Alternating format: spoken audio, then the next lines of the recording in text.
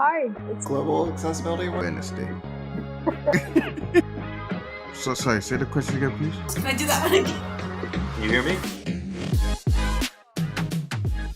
It makes me really focus on how essential it is to my life. It's like air or water. I use it to connect with people through social media, email, virtual meetings. I use the internet to access the world. the internet is how we all communicate with each other, and people need access. It's also an opportunity for me to use my voice for positive things. Provides independence, so I don't have to count on anybody else. I use the internet for everything from A to Z, from finding a local farm where I can pick apples to booking a trip to Zimbabwe. And the list can go on, really.